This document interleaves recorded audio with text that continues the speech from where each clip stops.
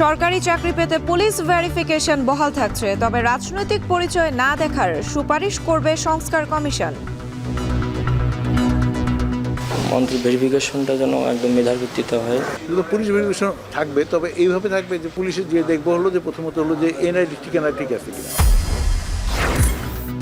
ফ্যাসিজমের প্রভাবেই আমলাতান্ত্রিক সংকট, বললেন উপদেষ্টা নাহিদ। জানুয়ারির শুরুতে রাজনৈতিক দলের সঙ্গে ফের সংলাপ।